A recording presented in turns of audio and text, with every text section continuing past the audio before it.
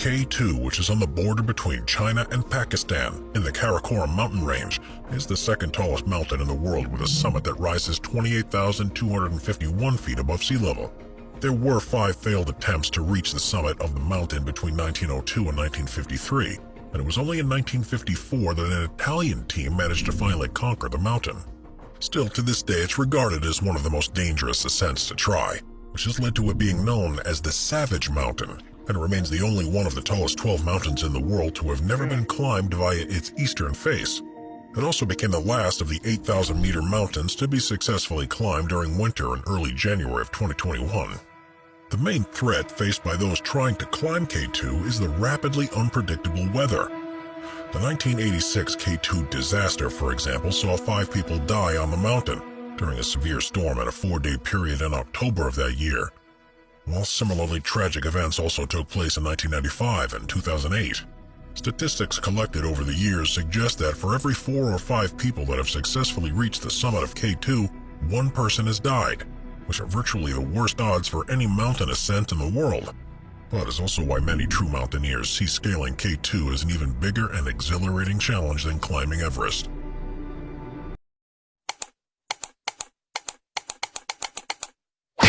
Is the 9th highest mountain in the world, reaching up to 26,660 feet above sea level. Its name roughly translates to mean naked mountain, but is often referred to as Killer Mountain because of how dangerous an ascent from any direction can be. As it's relatively easy to access in comparison to other mountains in the Himalayas, people tried to climb its peak soon after it was discovered by European explorers in 1895. The first successful climb to the summit took place in 1953 by an Austrian climber. However, even by that point, at least 32 people had died attempting to scale it. Since then, a number of different teams have found alternative routes to the top, but this has come at a significant cost to human lives.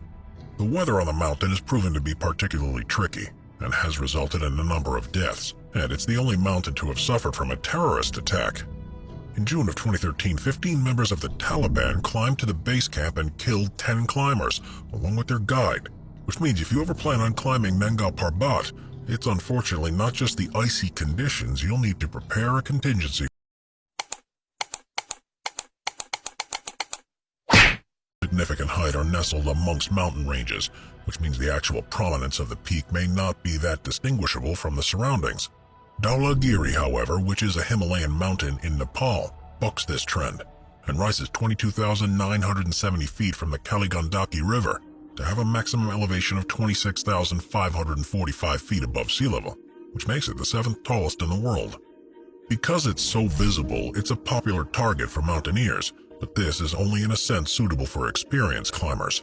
The summit was only first successfully reached in 1960, despite a number of attempts being made in the decade before that. One of the main issues has been lack of an obvious route to reach the top, and the weather conditions, along with the constant threat of avalanches, mean that even if you do have a good plan, the chances of succeeding are limited. In the first 60 years of attempts on this mountain, there were 358 successes, but 58 deaths, which means that the summit-to-fatality ratio is just over 16%. In the same time period, there was almost a 3% chance of death for anyone that left the base camp to even attempt reaching the